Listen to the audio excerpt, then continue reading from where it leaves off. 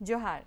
दूरदर्शन झारखंड के इस खास कार्यक्रम और भी है राहें में आप सभी का स्वागत है। मैं हूं आपके साथ दिव्या स्वराज। दूरदर्शन के इस कार्यक्रम के जरिए हम हर हफ्ते एक नए करियर अपॉर्चुनिटी के बारे में बात करते हैं। स्टूडेंट्स के लिए क्या कुछ सेक्टर्स अवेलेबल है जिसमें वो अपने करियर को स्टैब्लिश कर सकते हैं, उस पर चर्चा करते हैं। कहा जाता है कि जो बच्चे हैं, युवा पीढ़ी है या जो स्टूडेंट्स हैं, वो हमारे देश के भविष्य हैं और अगर इन सभी को सही मार्गदर्शन मिले तो हमारा भविष्य और भी उज्जवल होगा।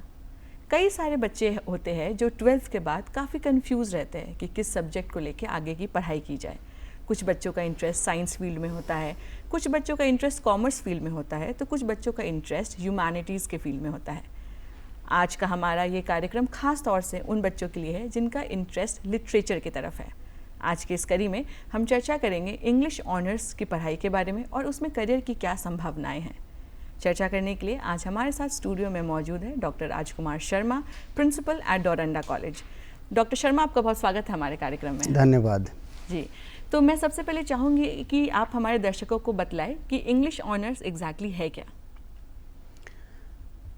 देखिए, इंटरमीडिएट पास करने के बाद जी लगभग 95% बच्चे जो हमारे डिफरेंट इंस्टीट्यूशन से आते हैं जी वो सभी ऑनर्स की पढ़ाई करते हैं। जी ऑनर्स जो है वो ये है व्यवस्था, अभी तो नई शिक्षा नीति लागू हो गई है। जी जी बिल्कुल। इसमें जो ऑनर्स है वो 4 वर्ष का प्रोग्राम कर दिया गया है।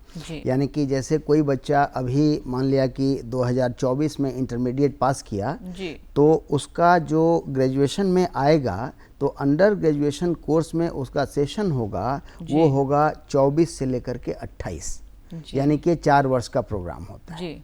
तो विभिन्न विषय पढ़ते हैं बच्चे। उसी में एक अंग्रेजी भी है, अब वो ऑनर्स के जगह पर मेजर कहा जाता है जी और इंग्लिश जो मेजर प्रोग्राम है वो 4 वर्ष का हुआ जो कि 8 सेमेस्टर में विभाजित है। उसमें क्या होता है कि जितने सेमेस्टर्स हैं सभी सेमेस्टर्स में 20-20 क्रेडिट बच्चों को अर्न करने होते हैं। यानी कि जब वो 8 सेमेस्टर पूरा करेगा तो वो 160 जो क्रेडिट होता है वो अर्जित करेगा। उसके बाद उसको इंग्लिश मेजर ऑनर्स की डिग्री दी जाती है। तो ये हमारा प्रोग्राम है अभी जो नई शिक्षा नीति जो 2020 लागू की गई है उसके तहत। पहले ये ऑनर्स कहलाता था जो कि 3 वर्ष का प्रोग्राम हुआ करता जी बिल्कुल। तो अभी बच्चे इस तरह से एडमिशन ले रहे हैं और वो फिर निकलेंगे। जी बिल्कुल। तो इंग्लिश ऑनर्स में या जो इंग्लिश मेजर हम बोलते हैं उसमें क्या कुछ सब्जेक्ट्स हमें पढ़ने होते हैं? इंग्लिश में basically introduction to English literature, चूँकि इंटरमीडिएट तक जो बच्चे पढ़ते हैं वो बिट्स एंड पीसेज में पढ़ते हैं इंग्लिश लैंग्वेज और लिटरेचर को। यहाँ से एक सिस्टमेटिक पढ़ाई की शुरुआत होती है जिसमें कि starting from history of English literature से लेकर के अब ब्रिटिश पोट्री, इंडियन पोट्री भी अब सेगमेंट में आ गया है, ब्रिटिश ड्रामा, ब्रिटिश प्लेज। साथ ही साथ अभी आपको पता है कि इंग्लिश के क्षेत्र में बहुत सारे राइटर्स इंग्लिश स्पीकिंग वर्ल्ड से एमर्ज किए हैं, जैसे कनाडा से जो नेटिव इंग्लिश स्पीकिंग कंट्रीज हैं, अमेरिका से, ऑस्ट्रेलिया से, तो उनके राइटिंग्स भी अब लिटरेचर में इंग्लिश मेजर में उनका भी एक सेगमेंट होता है। अब जैसे कोई ऑस्ट्रेलियन लिटरेचर प्रेफर किया, कोई अमेरिकन लिटरेचर प्रेफर किया, तो ये सब तरह तरह के विषयों की पढ़ाई होती है। साथ साथ इंडियन राइटिंग इन इंग्लिश, यह भी एक बड़ा ही मेजर कंपोनेंट हो गया है। इसके साथ साथ भाषा विज्ञान माने इंग्लिश लिंग्विस्टिक्स आप कह सकती हैं, तो उसकी भी काफ़ी अभी प्रचलन हो गई है, जिसके चलते कि काफ़ी बच्चा इंटरेस्ट लेकर के और कर रहा है। जी बिल्कुल। तो ये सब कोर्सेज हो गए जी। तो ये कोर्स की इम्पोर्टेंस क्या है? देखिए, अगर आप अंग्रेजी मेजर की बात करें तो आपको मैं बताऊं कि भारत में अंग्रेजी भाषा के प्रचार प्रसार का अभी तक जो काल रहा है, जो इसकी अवधि रही है, वो आप समझ लें कि 1850 के बाद से जी आप कुल मिलाकर के कह सकते हैं कि 200 वर्षों का।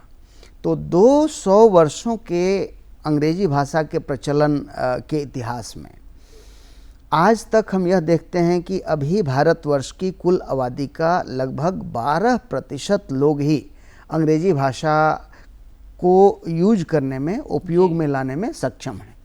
अगर हम उनके फॉर्मल एजुकेशन की बात करें तो वो तो एक अलग बात होगी, लेकिन लगभग 12% ऐसे लोग हैं जो कि इंग्लिश लैंग्वेज का बोलचाल में लिखने में यूज करते हैं। तो ऐसी स्थिति में आपको ये पता ही है कि जो अंग्रेजी है ये एक इंटरनेशनल लैंग्वेज है जी।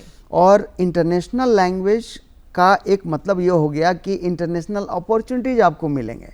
तो भारत सरकार की भी यह योजना है कि अंग्रेजी भाषा के भी प्रचार प्रसार के लिए जितना हो सके आवश्यक कदम उठाए जाएं, ताकि हमारे देश में ही नहीं बल्कि विदेशों में भी अंग्रेजी भाषा से संबंधित जो रोजगार के अवसर हैं उसका लाभ हमें भारतीयों को मिल सके। जी तो बिल्कुल। ये बहुत बड़ा आयाम है जी। तो जो बच्चे अभी अपना 12th बोर्ड्स दे रहे हैं या जो दे चुके हैं उन्हें अभी बैचलर्स करना है, तो bachelors of arts and English honours के कोर्स स्ट्रक्चर के बारे में मैं चाहूँगी कि आप हमें बतलाएं। देखिए, उसमें ऐसा है कि मेजर जो उनका होगा, जो इंग्लिश मेजर करेंगे उनको 20 पेपर्स पढ़ने होंगे जी। 20 पेपर होगा। ये उनके 8 सेमेस्टर के दरमियान 20 पेपर उनके पढ़ने होंगे जी। इस 20 पेपर में कई सेमेस्टर्स में हम उनको ऑप्शन दिए हुए हैं कि तुम ऑस्ट्रेलियन लिटरेचर पढ़ोगे या अमेरिकन लिटरेचर पढ़ोगे या फिर रिसर्च के लिए डिसर्टेशन दोगे, तो ये है, इंडियन राइटिंग इन इंग्लिश करोगे या फिर भाषा विज्ञान पढ़ोगे, लिंग्विस्टिक्स पढ़ोगे या हिस्ट्री ऑफ इंग्लिश लैंग्वेज पढ़ोगे, तो ये सब ऑप्शंस हैं। तो कुल मिलाकर करके ये 20 पेपर हैं जो कि एक्सक्लूसिवली इंग्लिश के हैं।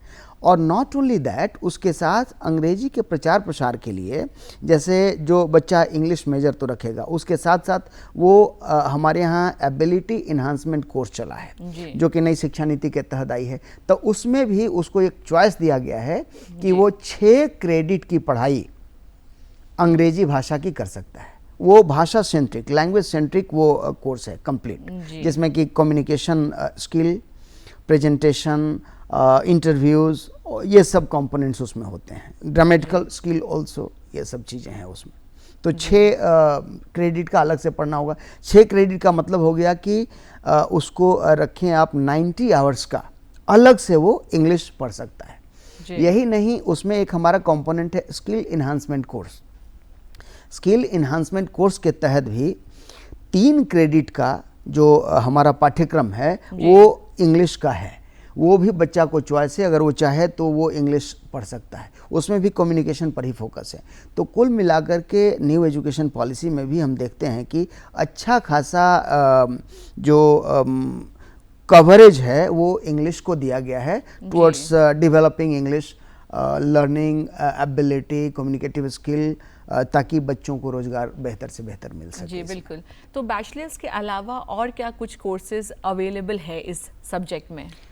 देखिए, कोर्सेज तो कितने तरह के हैं। जैसे उदाहरण के तौर पर फंक्शनल इंग्लिश, तो फंक्शनल इंग्लिश का भी कोर्स है। बल्कि हम लोग रांची विश्वविद्यालय में, जैसे मैं रांची विश्वविद्यालय का शिक्षक हूं, तो रांची विश्वविद्यालय में भी हम लोग फंक्शनल इंग्लिश दिए हुए हैं। वो फंक्शनल इंग्लिश या हम लोग उसको इंग्लिश लैंग्वेज एंड लिटरेचर का भी नाम देते हैं वैसे। तो इसमें क्या है कि लैंग्वेज सेंट्रिक वो कोर्स कंटेंट है।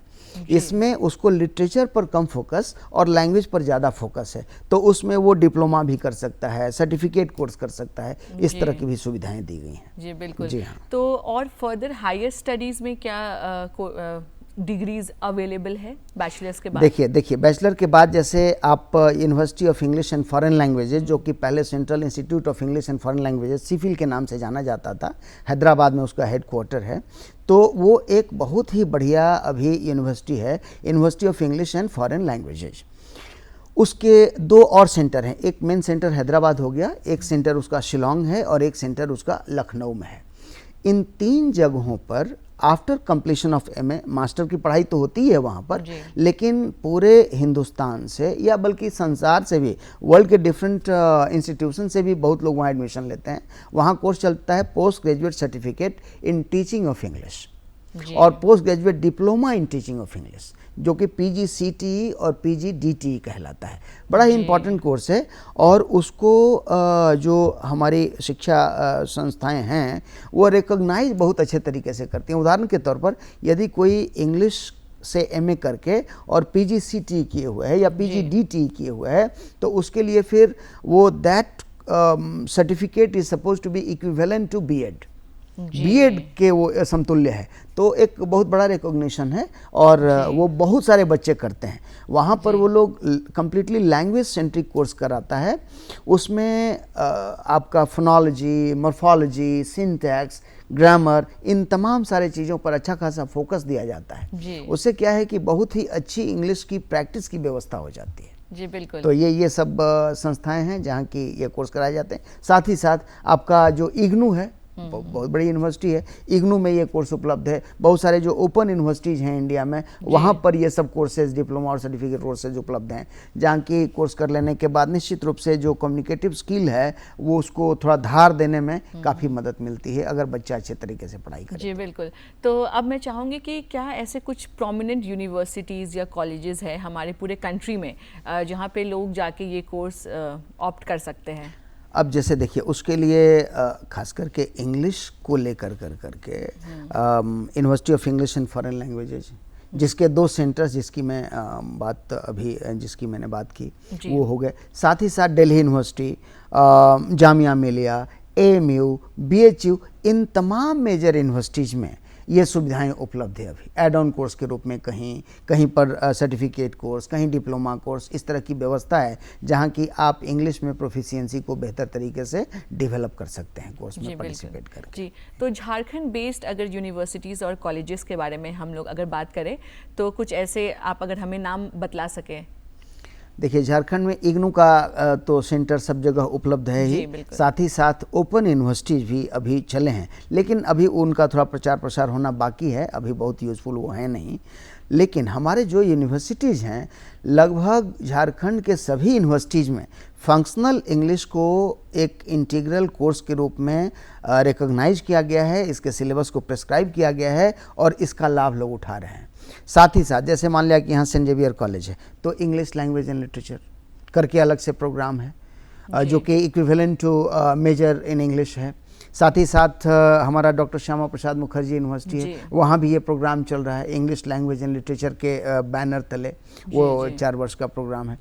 तो इस तरह से रांची यूनिवर्सिटी में तो चल ही रहा है जो मैं बताया, और लगभग जितने यूनिवर्सिटीज़ हैं सभी यूनिवर्सिटीज़ में इस तरह की व्यवस्था कर दी गई है, जहाँ की बच्चे जो चाहते हैं कि हमको लैंग्वेज में एक्सपर्टीज़ के बदौलत रोज़गार पाने का अवसर मिलेगा, वो उस कोर्स को प्रेफर करते हैं, लैंग्वेज एंड लिटरेचर को। और जो बच्चे चाहते हैं कि नहीं हम एकेडमिक्स में ही जाएंगे, तो फिर वो इंग्लिश मेजर रखते हैं और फिर अच्छा करते हैं वैसे। जी बिल्कुल, तो यही संभावना है। जी, तो डॉक्टर शर्मा, जैसा कि हम लोग जान रहे हैं कि आपने 5 सालों के लिए देश के बाहर जाके भी इस सेक्टर में काम किया है, तो आप हमारे देश के इंग्लिश लर्निंग और जो टीचिंग इन्वायरमेंट है उसके बारे में क्या कहना चाहेंगे? देखिए, भारत एक ऐसा देश है जहाँ की मैं अक्सर कहा करता हूँ कि रोजगार की शुरू से ही कमी रही है। यहाँ जितने रोजगार के अवसर हैं और जितने इसके प्राप्त करने वाले इच्छा रखने वाले लोगों की संख्या है, इन दोनों के बीच बहुत बड़ा मिसमैच है। अगर मैं यह कहूं कि 1 अनार और 1 लाख लोग बीमार, तो यह भी तर्कपूर्ण ही बात होगी जी। तो ऐसी स्थिति में भारतवर्ष में प्रारंभ से ही बच्चे, कुछ बच्चे, ये मैं नहीं कहता कि सभी बच्चे, कुछ बच्चे काफ़ी मेहनत करते हैं जी। और यह आपको अच्छी तरह से पता है कि यदि मनुष्य के अंदर जिज्ञासा हो तो जो शारीरिक शक्ति और मानसिक क्षमता होती है, इसके बीच अगर समन्वय स्थापित कर लिया जाए तो बहुत बड़ा बड़ा मुकाम भी हासिल किया जा सकता है। और भारत देश तो इसका प्रयोगशाला ही है। तो वैसी स्थिति में मैं ये आपको बताना चाहूँगा कि भारत के शिक्षण संस्थानों से डिग्री प्राप्त करके और अभी कम से कम 200 से 300 शिक्षक नेटिव इंग्लिश स्पीकिंग कंट्रीज में प्रोफेसर के ओहदे पर काम कर रहे हैं इंग्लिश विषय में। तो यह किस बात का प्रमाण है? यह इस बात का प्रमाण है कि भारत में जो अंग्रेजी भाषा और साहित्य के शिक्षण की व्यवस्था की गई है वह बिल्कुल ही वैश्विक मानकों के अनुरूप है। हाँ, यह बात निश्चित है कि हमारे यहाँ यदि 100 लोग उसमें एडमिशन लेते हैं तो 5 लोग ही ग्लोबल लेवल पर अपने आप को स्थापित कर पाते हैं, यह बात सही है। लेकिन 5 लोग भी अगर कर रहे हैं तो यह निश्चित है कि वह लाभ और 95% लोगों के द्वारा भी उठाया जा सकता है। तो उस तरह का माहौल तो है ही। अब इसका एक और उदाहरण मैं देता हूं कि अभी विगत कुछ वर्षों में भारत से ही पढ़े लिखे 3 इंग्लिश के राइटर्स को मैन बुकर प्राइज दिया गया जी, जो कि आपको हो सकता है पता ही होगा, जिसमें कि अरुंधति रॉय, किरण देसाई और अरविंद अडिगा शामिल है इधर जी, ड्यूरिंग लास्ट 20 ईयर्स। तो ये तीनों मोटे तौर पर कहें कि इनका जो बैकग्राउंड है शिक्षा का वो इंडिया का रहा है। जी बिल्कुल। तो इन लोगों ने मैन बुकर प्राइज जो कि हाईएस्ट लिटरेरी अवार्ड है for any writing in English, तो आप समझ सकते हैं कि हमारे यहाँ मानक के हिसाब से ऐसे कितने संस्थान हैं जो कि अंतर्राष्ट्रीय मानक के हिसाब से खड़ा उतरते हैं, इसमें कोई शक नहीं है।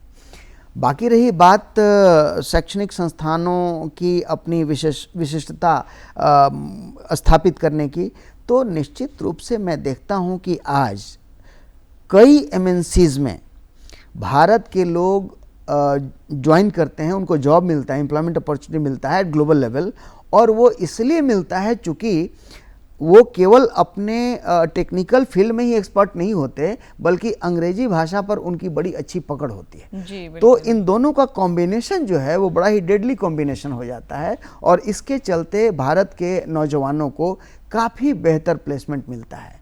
इसी के वजह से आप कह सकती हैं कि अभी कितने एमएनसीज में इवन सीईओज के पद पर भारत के लोग आसीन हैं।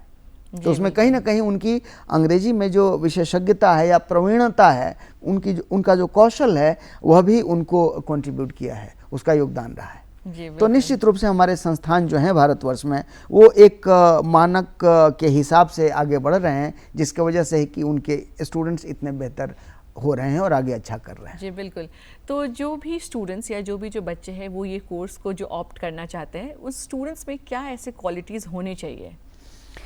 देखिए, अगर आज़ाद भारत में मैं इंग्लिश लैंग्वेज के टीचिंग और लर्निंग के ट्रेंड को विश्लेषित करने का प्रयास करूं, तो मेरी जो समझ में बात आती है वह यह है कि 1990 तक जो भारत में अंग्रेजी साहित्य और भाषा शिक्षण की दिशा थी, वो मोटे तौर पर बुक सेंट्रिक थी। जी बिल्कुल। और बुक सेंट्रिक होने की वजह से क्या है कि लोगों के अंदर इंफॉर्मेशन तो बहुत हुआ करता था उनके अंदर एकेडमिक पोटेंशियल बहुत था, नॉलेज उनको बहुत था, इसमें कोई शक नहीं है। लेकिन जहाँ तक कम्युनिकेशन स्किल की बात आती थी, कम्युनिकेशन स्किल में वो थोड़ा पीछे पड़ जाते थे, पीछे रह जाते थे। क्यों? चूँकि हमारे यहाँ सिलेबस भी उसी तरह से डिज़ाइन किया हुआ था, जिसमें कि जो प्रोनाउंसिएशन का आर्ट है, कम्युनिकेशन का जो ओरल कम्युनिकेशन का पार्ट है, उसको बेहतर कवरेज नहीं दिया गया था। जी। एक और भी बात है, उस समय तक ग्लोबलाइजेशन भी इतना बड़ा एक रिवॉल्यूशन के स्टेज में नहीं था, जो कि आज हो गया 1990 के बाद से। जब से नई आर्थिक नीति लागू हुई, जब से ग्लोबलाइजेशन का दौर चला, तब से लोग यह ज़्यादा महसूस करने लगे कि जो कम्युनिकेटिव स्किल इंग्लिश में स्पोकन फॉर्म में है, वो बड़ा ही महत्वपूर्ण पार्ट है, और उसके ऊपर सिलेबस में भी फोकस किया जाना चाहिए। जी। तो जैसे उदाहरण के तौर पर फोनेटिक्स का इंक्लूजन, जैसे साउंड्स इंग्लिश में कितने होते हैं, प्रोनाउंसिएशन के और क्या क्या टेक्निक्स हैं जिससे कि बेहतर प्रोनाउंसिएशन एबिलिटी डेवलप किया जा सकता है। तो इन चीज़ों पर अब सिलेबस में भी फोकस किया जाना शुरू हुआ। उसके बाद से लगभग आप समझे कि 1990 के बाद से अब जो इंडियंस हैं, इंग्लिश जो सीखते हैं, उनके अंदर प्रोनाउंसिएशन के लेवल पर भी जो एक ग्लोबल इंटेलिजिबिलिटी पैरामीटर के रूप में है कि are we suppose to pronounce like native speakers, तो वो कॉन्सेप्ट अब नहीं है। जी बिल्कुल। आपको उस तरह से अपने शब्दों का उच्चारण करना है जो कि विश्व के किसी भी देश में रहने वाला अंग्रेजी जानने वाला व्यक्ति आपके अंग्रेजी को समझ जाए, तो वह बोले तो आप समझ जाएं और आप बोले तो वह समझ जाए। दैट इज ग्लोबल इंटेलिजिबिलिटी और इंटरनेशनल इंटेलिजिबिलिटी। तो वही आज स्टैंडर्ड हो गया है, और उस हिसाब से चूंकि मैं खुद 5 वर्षों तक बाहर काम किया हूँ और मैं जहाँ काम किया हूँ हमारे साथ बहुत सारे नेटिव इंग्लिश स्पीकिंग कंट्रीज के भी टीचर थे जो हमारे साथ ही सेम डिपार्टमेंट में काम करते थे। तो मैं कह सकता हूँ कि हमारे जो विद्यार्थी थे विदेश के, वो कभी भी हम लोग के उच्चारण को लेकर करके और किसी तरह का संदेह जाहिर नहीं किए, बल्कि हमारे साथ वो काफ़ी सहज रहते थे और हमसे ज़्यादा वो पढ़ना चाहते थे। इस तरह की स्थिति थी जी। तो डॉक्टर शर्मा, जब स्टूडेंट ये कोर्स में एक बार इनरोल हो जाते हैं तो ये पूरे कोर्स के दौरान स्टूडेंट क्या ऐसा कुछ पर्सपेक्टिव लेके चले, आप कुछ इस पे देखिए, मैं ये कहना चाहूँगा कि बेसिकली कोई भी आदमी अगर शिक्षा ग्रहण करता है तो उसका एक उद्देश्य तो यह होता है कि वह अपने व्यक्तित्व को परिमार्जित करे, लेकिन एक बृहद जो उद्देश्य होता है वह यह होता है कि वह इसी ग्रहण किए हुए शिक्षा के आधार पर एक सम्मानजनक रोजगार पाए जी। और उस रोजगार पाने के हिसाब से मैं आपको कहूँ कि भारतवर्ष में अभी जो इंग्लिश लैंग्वेज और लिटरेचर पढ़ने का विकल्प है, यह श्रेष्ठ विकल्पों में से एक है जी। उसका मैं खुद साक्षी रहा हूँ और मैं खुद उसका लाभ उठाया हूँ। जैसे उदाहरण के तौर पर आज वर्ल्ड के कितने नॉन इंग्लिश स्पीकिंग कंट्री, जैसे मिडिल ईस्ट के जो कंट्रीज हो गए, जी जी बिल्कुल, वहाँ पर अभी इंग्लिश टीचर्स का इंडिया से बहुत डिमांड है। और मैं आपको कहूँ कि इंडिया जो है वो एक नेटिव इंग्लिश स्पीकिंग कंट्री तो नहीं है, लेकिन मिडिल ईस्ट में जो उनके यूनिवर्सिटीज़ हैं वहाँ पर नेटिव इंग्लिश स्पीकिंग कंट्रीज के श्रेणी में उन्होंने इंडिया को भी रख दिया है और इसी वजह से उनके बच्चे हमारे यहाँ इंग्लिश में पीएचडी करने के लिए आते हैं, मास्टर डिग्री लेने के लिए आते हैं। जी बिल्कुल। तो इस तरह की स्थिति बनी हुई है। कहने का मतलब यह है कि हमारे देश के जो अंग्रेजी भाषा या साहित्य के शिक्षण संस्थान हैं, ये संस्थान उस तरह के स्टैंडर्ड को मेंटेन करने में सफल हो गए हैं, जिसके वजह से कि आज विश्व के जो non native English speaking countries हैं वहाँ इंडिया को रेकमेंड किया जा रहा है कि तुम जाओ और इंडिया में इंग्लिश पढ़ो। तो this is a great recognition Indeed. तो फर्दर करियर अपॉर्चुनिटीज क्या है इस फील्ड में? देखिए, इस फील्ड में बहुत अपॉर्चुनिटीज है। फॉर एग्जांपल, आप सबसे पहले तो टीचिंग लाइन, आपको ये पता है कि पूरे विश्व में जो भी अंग्रेजी भाषा नहीं जानता है वो सभी अंग्रेजी जानना चाहते हैं। जी बिल्कुल। वो ठीक है, किसी न किसी वजह से अंग्रेजी नहीं जान पाए वो अलग बात है, लेकिन जानना हर कोई चाहता है पूरे विश्व में। तो अभी विश्व का एक बहुत बड़ा तबका ऐसा है जो कि अंग्रेजी भाषा नहीं जानता है और उसके पास उस तरह का माहौल भी नहीं है। तो उन्हें और माहौल बनाने की उनकी इच्छा है, तो निश्चित रूप से कहाँ से शिक्षक लाए जाएंगे।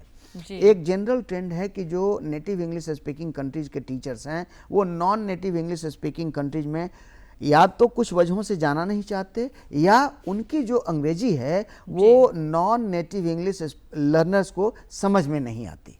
आज के डेट में भी वही स्थिति बनी हुई है। वैसे बहुत सारे कारण हैं उसके पीछे। तो क्या है कि इंडिया एक बहुत ही बेहतरीन चॉइस बन गया है जहाँ की लोग चाहते हैं कि वहाँ के शिक्षक हमारे बच्चों को पढ़ाएं। और उस हिसाब से मैं आपको बताऊं कि मिडिल ईस्ट हमारा एक बहुत बड़ा एम्प्लॉयर है। इंग्लिश में ऐसे लोग जो कि यहाँ से बीएड किए हुए हैं और इंग्लिश का उनका बैकग्राउंड है, उनके लिए बहुत बड़ी अपॉर्चुनिटी वहाँ के स्कूल्स में है। यहाँ जो लोग पीएचडी इंग्लिश में किया हुआ है, खास करके अगर भाषा विज्ञान में पीएचडी किया हुआ है, तो उसका तो डिमांड इतना है कि मैं आपको क्या बताऊँ। टाइम्स ऑफ इंडिया में एडवर्टीजमेंट होता है ऑन एवरी वेंसडे, वो टाइम्स एशियन करके उसका एक सप्लीमेंट आता है, उसमें आप देखेंगी तो आपको हमेशा ही उस तरह का एडवर्टीजमेंट मिलेगा और उस एडवर्टीजमेंट का ही लाभ उठा करके लोग इंटरव्यू दे करके और जाते हैं और काफ़ी बढ़िया वहाँ का बाज़ार है, काम करने लायक वातावरण भी है, असीम संभावनाएं। तो एक बहुत बड़ा दरवाज़ा वहाँ पर है। दूसरी चीज़, एज अ ट्रांसलेटर, ट्रांसलेटर के रूप में, अनुवादक के रूप में, एज एन इंटरप्रेटर, ठीक है, वो तो दोगामिया के रूप में भी बहुत यूज होता है। वैसे टूरिज्म सेक्टर इंडिया में बूम कर रहा है, वहाँ पर इसका बहुत यूज है।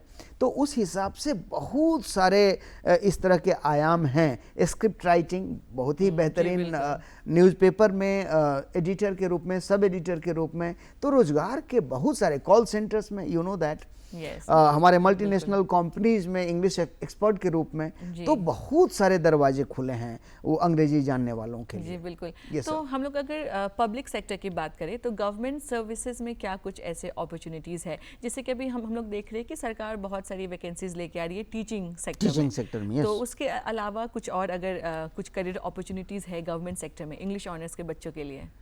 देखिए, इंग्लिश ऑनर्स के बच्चों के लिए अभी मीडिया में भी बहुत अपॉर्चुनिटीज़ हो गए हैं। आपको पता है कि दिनों दिन भारत में भी अंग्रेजी बोलने वाले की, समझने वाले की संख्या बढ़ रही है। दूसरी चीज़ की लैंग्वेज एक स्किल है, गिफ्ट ऑफ गैप कहा ही जाता है जी।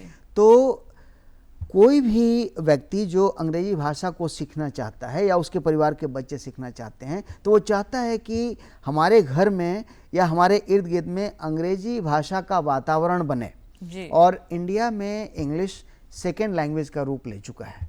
अब ये फॉरेन लैंग्वेज नहीं है, सेकेंड लैंग्वेज हो चुका है। क्योंकि आप जानते हैं कि रिक्शा पुलर भी अब समस्या न बोल करके या दिक्कत न बोल करके प्रॉब्लम बोलना ही प्रेफर करता है। तो ये एक बहुत बड़ी बात है अपने आप में। आप लोगों के वाक्यों पर ध्यान दें। ट्रेन लेट है, अब कहते हैं कि ट्रेन लेट है, अब इसमें कितने शब्द हिंदी के हो गए? एक शब्द है केवल, ट्रेन और लेट दोनों तो इंग्लिश के हो गए। तो इस तरह से अगर आप एक औसत भारतीय के द्वारा यूज किए गए वाक्यों का विश्लेषण करेंगी तो आपको लगेगा कि कम से कम आधे शब्द जो इस्तेमाल में आ रहे हैं वो अंग्रेजी के हो रहे हैं। तो इससे क्या है कि तरह तरह के कार्यक्रम चलाए जा रहे हैं जहां की अंग्रेजी के महत्व को समझने का प्रयास किया जा रहा है। और जब समझने का प्रयास जारी है तो निश्चित रूप से वहां नौकरी के नए नए दरवाजे खुलते हैं और आयाम खड़े होते हैं। तो बहुत बड़ा आयाम है जी। डॉक्टर शर्मा, आपने बहुत ही सरलता से हमारे दर्शकों को बताया है कि इंग्लिश ऑनर्स की जो पढ़ाई है वो क्या है, उसमें करियर की क्या संभावनाएं हैं। उसके लिए आपका बहुत बहुत धन्यवाद।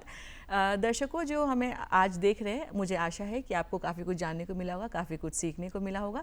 आप हमारा आज का ये कार्यक्रम हमारे दूरदर्शन झारखंड के YouTube चैनल पे भी देख सकते हैं। और भी है राहें के तमाम एपिसोड्स हमारे YouTube चैनल पे अपलोडेड है। आप दूरदर्शन झारखंड टाटा स्काई के चैनल नंबर 1145 पे भी अब हमें देख सकते हैं। तो इसी के साथ अब मैं आपसे इजाज़त लेना चाहूँगी। फिर मिलते हैं और भी है राहें के अगले कड़ी में। तब तक के लिए जोहार, धन्यवाद।